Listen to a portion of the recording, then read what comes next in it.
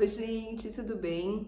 Começando mais uma aula sobre a síndrome do gêmeo evanescente e hoje nós vamos compreender um pouquinho as fases, né? Os registros em cada fase da vida da pessoa, o quanto esses registros vão sendo marcantes, significativos na vida das pessoas e também como a compreensão é fundamental para que você entenda como ressignificar. O primeiro processo de evolução, de despertar, no que diz respeito à síndrome do gêmeo evanescente, é exatamente você entender o que existe por detrás desse registro que gera toda essa desordem, essa disfunção, os sentimentos todos disfuncionais que então aquele que possui o registro acaba experimentando. Claro que a gente precisa entender que, dependendo da questão sistêmica que está diretamente relacionada ao registro da síndrome do gêmeo evanescente, a potência da síndrome se mostrará maior ou menor.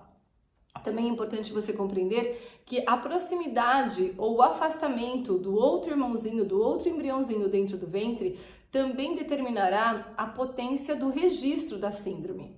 De qualquer forma, o registro ele fica enraizado. Por quê? Desde que, à medida em que o cérebro reptiliano vai crescendo, ele vai crescendo junto com o cérebro reptiliano, o registro. Olha que coisa maluca. À medida em que o cérebro reptiliano vai crescendo, as raízes da síndrome do gêmeo evanescente também vão crescendo junto. Por quê? Porque já é um registro que está ali antes do desenvolvimento. Não é um registro que nós fazemos como um trauma que acontece pós-desenvolvimento. Nesse caso, a síndrome do gêmeo evanescente se desenvolve na mesma medida em que a criança, o bebezinho, o embrião se desenvolve. À medida em que ele vai se tornando um bebê, vai se tornando feto, bebê, uma criança, tudo vai se expandindo dentro dele, o registro se expande junto. Por quê? Porque foi registrado nos primeiros dias de vida. Então, todo o processo de desenvolvimento vai sendo marcado por essas cicatrizes que ficaram referentes à síndrome do gêmeo evanescente. E isso se torna muito profundo. Essa é a grande dificuldade de nós nos relacionarmos com o novo, porque na verdade nós nunca conhecemos o novo. É diferente, por exemplo, quando você sofre um acidente. Você conhece uma vida, vamos supor, pegar meu caso. Acabou que um ônibus atropelou a gente, então o que acontece? Quando eu começava a chegar perto de um ônibus, eu via o ônibus na minha lateral, o que eu começava? Ficar encolhida, ter a sensação de que alguma coisa vai me pegar. Mas eu tinha uma experiência antes, onde eu passava e o ônibus não me pegava. Então eu tinha experiência antes, eu tinha uma experiência depois. No caso da síndrome do gêmeo evanescente, é como se eu já nascesse atropelada. É como se eu nunca passasse ao lado do ônibus e o ônibus não tivesse me atropelado. Então, essa é a dificuldade. A dificuldade é que eu já vou nascer com isso enraizado. Como se aprende a falar, como se aprende a andar, né? Não é que eu tenho um processo antes e depois. O processo é só um.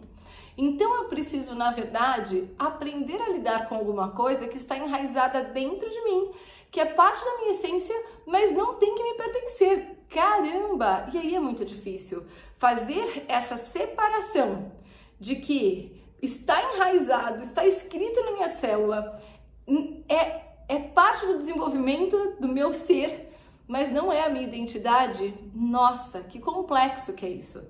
E é exatamente esse desafio que a gente vem praticando a cada dia. A cada dia nós compreendemos que existem novas oportunidades de correção e de ressignificação. Agora, por que você acha que uma criança ressignifica muito mais rápido do que um adulto? Por que um jovem ressignifica muito mais rápido do que um adulto? Exatamente porque há quantos anos eu vivo com esse hábito? No meu caso, 45. E uma criança de 3 anos? Há 3 anos. Então, ela se desenvolveu 3 anos e a partir daí, nós vamos gerar uma nova percepção de vida para ela. Agora, eu que vivi 45, as pessoas que viveram 60, 70 anos, como é difícil, a partir daí, trazer um novo registro, porque é a mesma coisa de falar assim, olha, a vida inteira você teve 5 dedos, agora você só vai ter 3. É mais ou menos isso. Então, imagina como é complexo, é uma mudança radical de percepção do que está enraizado em você. Então, esse é o grande desafio. Eu falei no começo que dependendo da quantidade de do peso sistêmico que existe, que gerou a síndrome do gêmeo evanescente, também será o processo de registro da síndrome do gêmeo evanescente. O que eu quis dizer com isso? Que às vezes existe um registro que gerou um determinado trauma na família e que vai gerar a síndrome do gêmeo evanescente. Outras vezes determinou 5 vezes aquele trauma. Por exemplo, vamos pegar o nosso clássico, que eu já expliquei para vocês as outras vezes, né? Se você pega então um homem que não pôde ser incluído no sistema familiar, esse homem não foi incluído, esse segredo permaneceu, esse segredo nunca veio à superfície, uma mulher sempre carregou esse segredo e um sentimento de culpa, tá? É pesado? Claro que é pesado. É complexo? Lógico que é complexo. Mas esse segredo e essa culpa geraram uma desordem. Essa desordem registrou num diário da família que se chama inconsciente coletivo. E a partir desse inconsciente coletivo, outras pessoas passam a ler esse diário, gerações seguintes, acessar essa informação e dizer: eu me prontifico a repetir essa história, com uma gestação com gêmeo evanescente ou sendo um deles. Ok.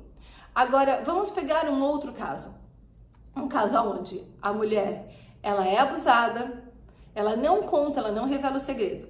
A criança vem a nascer e a culpa é tão grande que à medida em que a criança se desenvolve, ela olha para a criança, ela não deseja a criança apesar de ser filho dela, ela entra num conflito porque ela entende que é filho dela, mas ela não tem o desejo de tê-lo. Por outro lado, ela olha para o marido que tanto amava e se sente traidora por não ter revelado esse segredo e ela acaba vindo a praticar um suicídio. Esse registro gera uma dívida de uma mãe que não cuida de um filho que é criado de forma abandonada porque o pai não é pai, foi apresentado a um pai que não é o pai dele, a mãe se ausentou, ele no inconsciente dele carrega uma culpa da existência, era melhor que ele não tivesse existido. Imagine a desordem que isso vai gerar lá na frente. A energia do suicídio, ela vai ter um peso muito maior nas consequências de todo o sistema familiar do que se simplesmente... Não é simplesmente, né, gente? Claro que não. Mas é muito diferente uma mãe ter criado um filho, o filho ter o registro de que ele não era desejado, de que ele representa um segredo, mas a presença da mãe está ali. Não existe a dívida da mãe, não existe o julgamento que a mãe foi displicente porque ela se suicidou. Quer dizer, o pacote é muito diferente. E à medida em que esse pacote é mais ou menos, ele vai ter mais ou menos interferência. Ainda é importante nós compreendermos o seguinte, por exemplo, vamos pegar um outro caso que não é um clássico, mas que pode gerar muitas vezes essa desordem.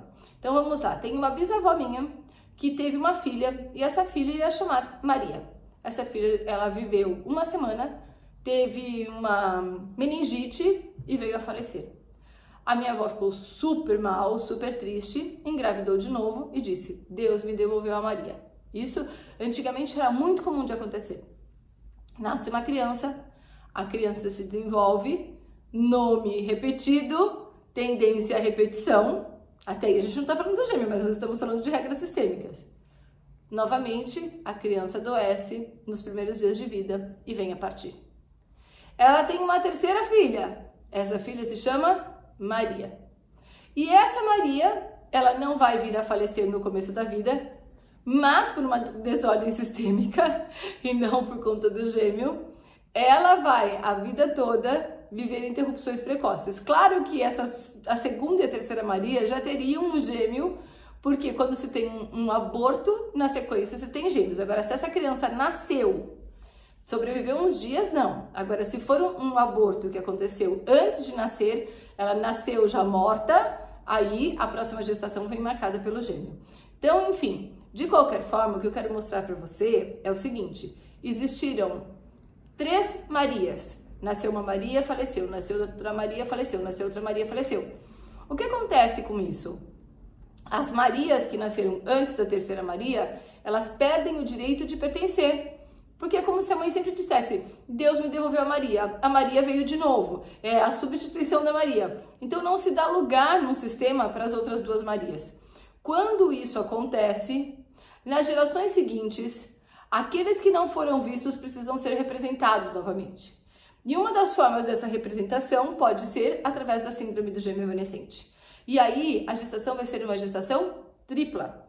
Pode ser que sobrevivam 2, mas pelo histórico anterior sobreviveria 1. Os outros 2 seriam 2 embriõezinhos que se desenvolveriam poucos dias e depois seriam absorvidos pela mãe. Mas o registro nesse caso é de uma gestação múltipla, de uma gestação múltipla de 3, não múltipla de 2. Então é importante você compreender que algumas vezes a síndrome do gêmeo evanescente ela vem marcada não só por um embrião, mas por vários embriões. Isso gera diferença? Gera diferença. Por quê? Porque se eu tenho um embrião só, eu fico focada lá no meu irmão. Então, se meu irmão tá desse lado aqui na barriga, eu fico focada desse lado. Se meu irmão tá focado desse lado, se meu irmão está desse lado, eu tô focada desse lado. Agora, pense o seguinte, eu tenho um embrião aqui, um embrião aqui. Eu estou no meio, sou sanduíche dos dois, né? O que acontece? Eu fico o tempo todo estimulando um lado e outro. Ok, estamos estimulando uns aos outros, estamos os 3 desenvolvendo, tudo certo. Quando vem o processo de partida, um começa a minguar, outro começa a minguar. Eu começo a procurar dos 2 lados. E eu procuro incansavelmente dos 2 lados. Essa busca desordenada faz com que eu tire o foco, porque eu estou o tempo todo me debatendo entre os 2 lados. O que acontece? A tendência de eu ser uma pessoa mais dispersa, mais sem atenção, à medida em que eu vou me desenvolvendo, é maior. E aí vem alguns casos de TDAH, déficit de atenção, e não se entende porque a criança fica o tempo todo caçando mosca, não fica olhando para a lousa, não fica olhando para o quadro, né? Hoje eu não sei nem se chama lousa, mas né, gente, eu sou da época da lousinha preta, ainda de gizinho branco, e a gente ainda apagava a lousa com o apagador e saía com a mão toda suja depois, e adorava, hein? A gente adorava ainda e ficava torcendo para a professora chamar a gente. O máximo era o dia que a professora chamava a gente para ser auxiliar. Mas então, voltando, por que essa criança não consegue concentrar? Aquela que tinha um embrião só, ela concentrou num ponto, ela busca esse ponto. Quando você vai para uma constelação com pessoas, são representações onde você pega o representante, ele está sempre olhando para o mesmo lugar e cabeça baixa, assim, e ele fica sem ação. Ele está sempre desconectado. Aquele que tem um irmão só, numa representação em constelação, ele está muitas vezes assim, desconectado, ele não tem ação, ele não tem atitude. Agora, quando você pega alguém que teve mais do que 1, 2, 3, ele fica o tempo todo agitado, buscando. E ele busca uma coisa que ele não sabe o que é. Então ele vai para um canto, ele vai para o outro canto, ele volta, ele fica desconfortável. Ali ele está acessando o gêmeo? Não. Mas ele está acessando uma característica dele que ele não entende porque ele tem. É aquela pessoa que está sempre buscando algo e nunca sabe onde encontrar. Essa é uma característica do gêmeo de uma forma total. Mas a do gêmeo com múltiplos embriões, ele busca nos espaços. Eu li uma reportagem há um tempo atrás, bem interessante, que eu nunca havia parado para pensar, né? Aquelas pessoas que abrem demais a geladeira. E Beth dizia que quem abre demais a geladeira e nem sabe por que está abrindo, buscava o amor, busca o amor e o preenchimento do amor de mãe e de amor de pai. E quando eu li essa reportagem, na verdade era de alguém de uma equipe, de uma psicóloga americana, e ele dizia o seguinte: quando se abre a geladeira diversas vezes, se procura no mais profundo do ventre materno aquele irmão que nunca se encontrou e gerou uma grande insaciedade. E a partir dessa fome do espírito, vem a busca por mais e mais alimento que nunca sacia. Então é bem interessante isso, né? Entender que muitas vezes essa busca na geladeira tem um outro movimento de busca que nós nem imaginamos. E por que muitas vezes as pessoas buscam à noite, né? Porque como ficou o ventre materno depois da partida do irmão? Escuro. Por quê? Porque a decomposição tornou ele um ambiente escurecido. Então, à noite é quando eu acabo sempre fazendo uma menção, uma busca, eu acabo relacionando a noite ao ventre materno. E ali eu sinto fome. Eu sinto fome do vazio que ficou dentro de mim. E aí eu passo na geladeira a buscar a comida. Bom, a gente precisa entender que existem algumas características que não acontecem todas as vezes, mas que são evidências da síndrome do gêmeo evanescente. Claro que isso não acontece todas as vezes, mas algumas vezes são comentadas, mas a gente nunca se dá conta de que essas evidências poderiam estar relacionadas à síndrome do gêmeo evanescente. Então, por exemplo, durante a gestação, a mulher que apresenta uma barriga no começo muito grande. Então, nossa, parece que está de 6 meses e não de 3 meses. E aí, no começo, vem um desenvolvimento muito grande da barriga. Depois, às vezes, continua, às vezes não. Mas chama atenção como no começo deu aquele boom. Tem algumas mulheres que estão de 6 meses, você nem percebe que elas estão de 6 meses. Só vou tomar uma aguinha. Outras, elas estão de 1 mês, você fala, gente, não é possível. Né? Às vezes a gente até brinca, tem 2, né? Então, por quê? Porque, de fato, para que se desenvolvam 2 embriões, o ventre ele precisa se alargar mais. E quando ele faz essa identificação, ele se alarga. Depois não tem nutrientes, não tem todo o aparato suficiente, ele acaba absorvendo, mas o desenvolvimento inicial aconteceu. Então, isso é muito comum de acontecer. Uma outra coisa é quando a mãe chega no hospital, o médico ou a enfermeira falam, nossa, parece barriga de gêmeos. Isso é muito comum de acontecer também. Quando você teve um sangramento no início da gestação, ou então quando você menstruava e não sabia que estava grávida. Então eu menstruava quando eu descobri que eu tô de 3 meses, nossa, mas eu menstruei os 2 meses passados. Como isso pode acontecer? Nesses casos, é uma característica da síndrome do gêmeo evanescente. Também quem tomou remédios para regular ou promover ovulações, porque tinha algum tipo de dificuldade de gestação. Quando você toma esses estimulantes para ovulação, também a chance de ter a síndrome do gêmeo evanescente é muito maior. Também, se você toma um anticoncepcional por um período muito grande e de repente você para, os hormônios estão todos desregulados e esses hormônios desregulados acabam gerando esse tipo de desordem. Gente, é muito interessante. Algumas vezes, quando a gente está fazendo um movimento sistêmico, a gente enxerga muitas partículas de energia se movimentando. É impressionante hoje o volume de partículas que nós temos movimentando. Eu acho que, não sei se vocês vão conseguir ver no vídeo isso, é muito sutil, mas ficam pequenas partículas, elas ficam até meio brilhantezinhas, elas ficam voando na frente do vídeo. Na verdade, elas se movimentam por toda a área onde nós estamos fazendo o movimento sistêmico. E normalmente elas sobem, ó.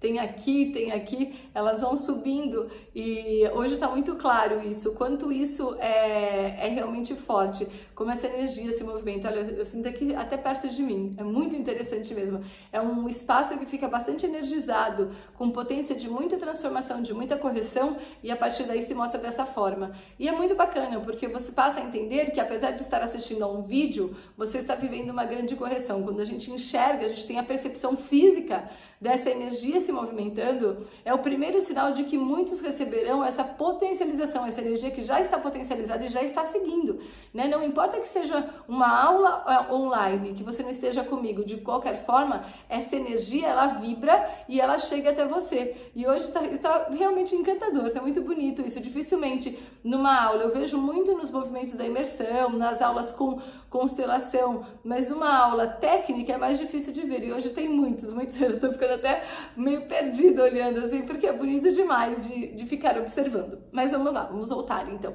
Bom, vamos compreender o seguinte, né? Falamos já que a criança nasceu e essa criança, ela começa a chorar demais, ela começa a ter medo de ficar sozinha, ela começa então a buscar a mãe o tempo todo, ao mesmo tempo que ela vive um medo, um receio de ser abandonada pela mãe, porque ela muitas vezes projeta aquele irmão que estava dentro do ventre na mãe. Quando eu não sei o processo, quando eu não compreendo esse processo, o que eu faço? Eu não tenho como promover uma correção.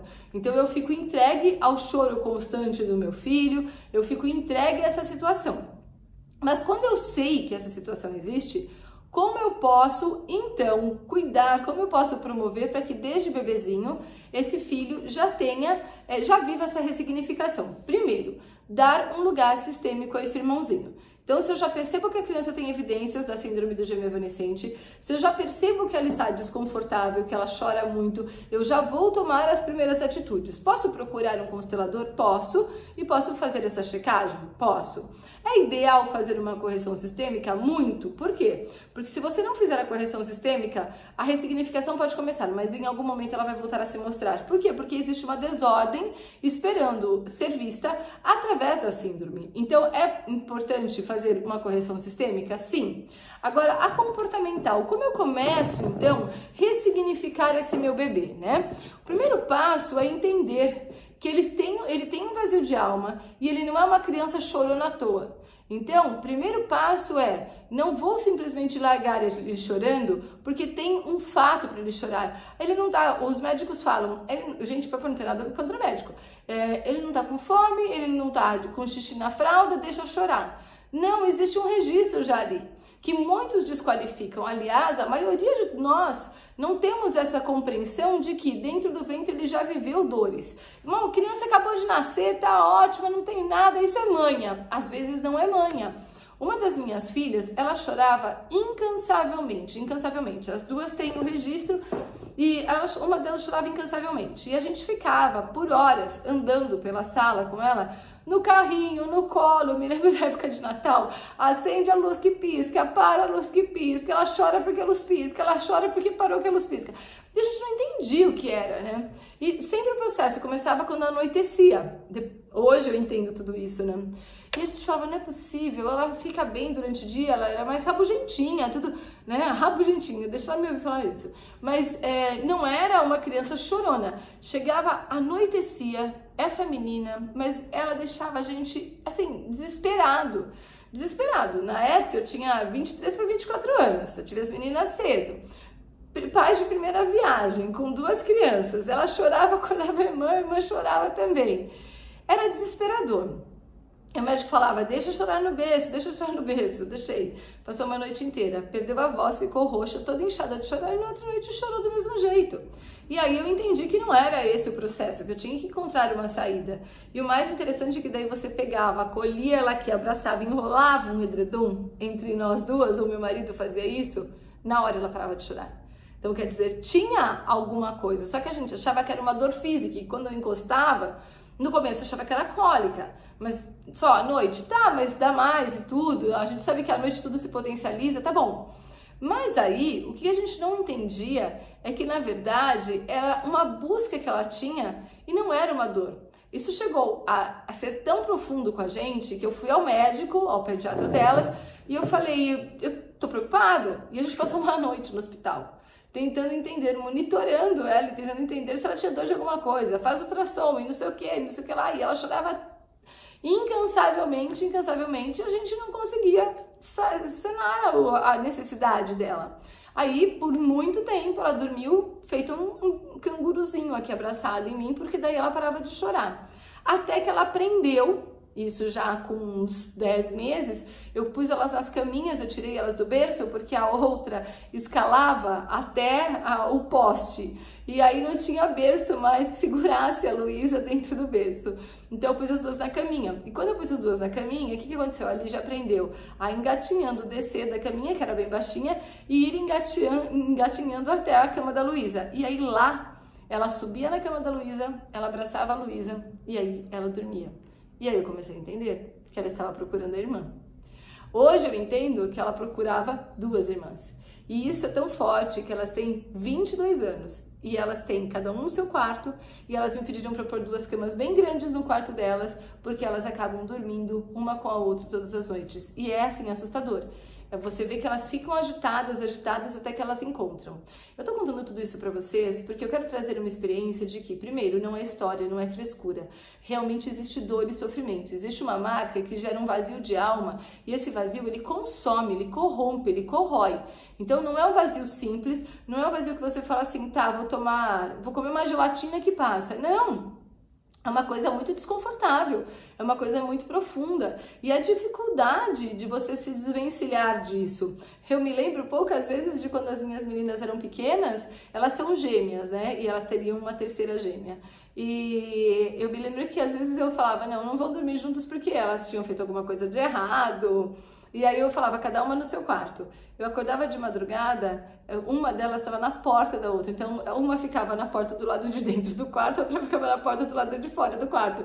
E as duas ficavam tentando se conectar ali, porque era tão forte a necessidade de estar junto que elas não conseguiam dormir se elas não estivessem assim.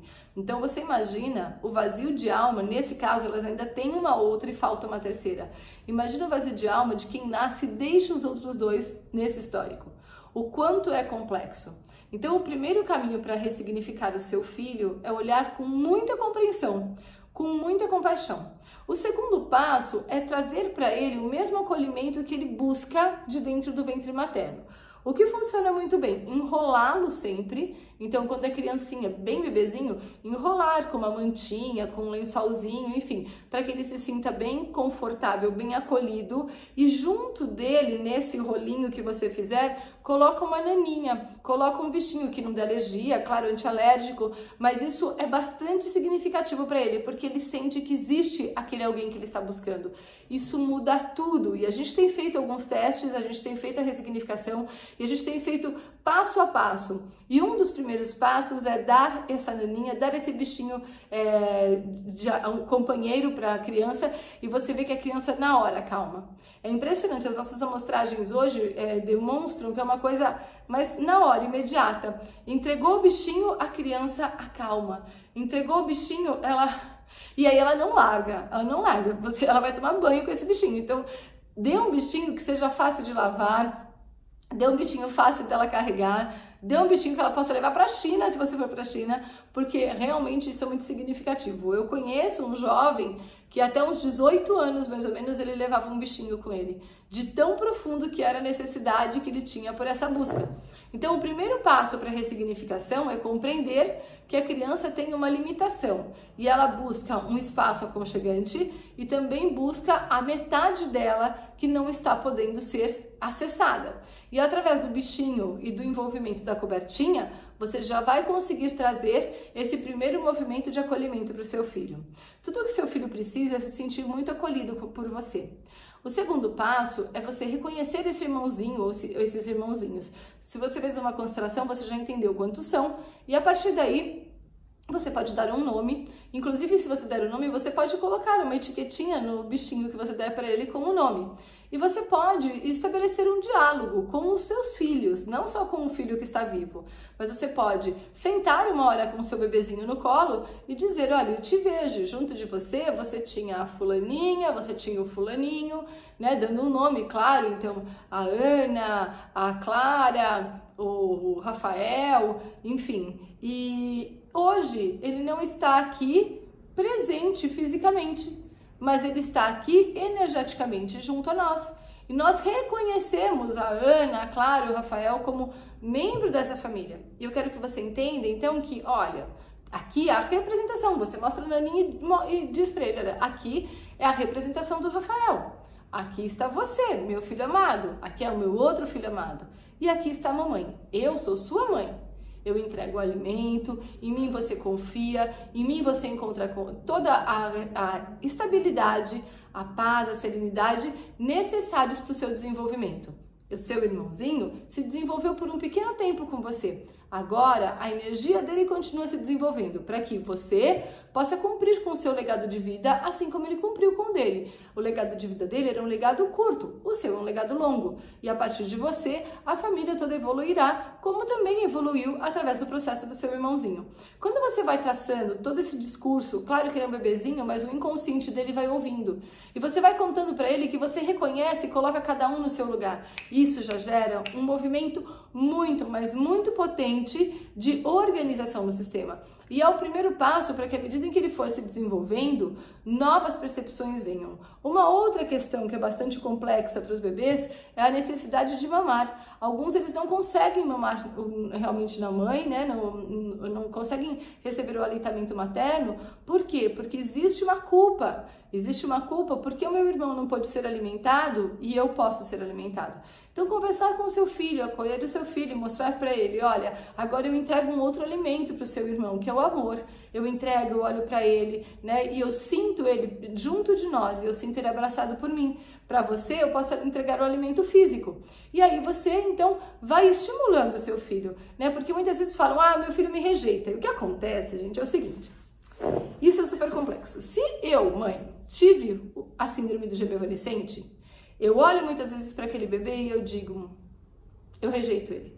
Porque mais cedo ou mais tarde ele vai dar as costas para mim. Eu já faço uma confusão, eu já projeto no meu filho o irmão que eu tive lá no ventre. E aí, a primeira vez em que ele se nega a mamar, eu falo: tá, também não quer mamar? Melhor, menos trabalho, menos trabalho. Não, preciso colocar cada coisa no seu lugar. Preciso colocar o meu irmão no lugar dele, preciso colocar o meu filho no lugar dele e preciso fazer o meu papel de mãe. E mãe entrega alimento. Então, promover toda essa organização é fundamental para que hierarquicamente todos evoluam no processo saudável. Por quê? Porque se eu não coloco o meu filho como meu filho, deixo ele preencher o lugar do meu irmão, eu perco a hierarquia. E aí mãe se vira irmã, vira uma confusão total. E ninguém mais consegue energia suficiente para concretizar, para crescer, para evoluir. E aí vem o vazio de alma, aí vem a bagunça toda. Enfim, então o primeiro passo para que a família seja organizada é tomar essa consciência e permitir que cada um de fato esteja no seu lugar.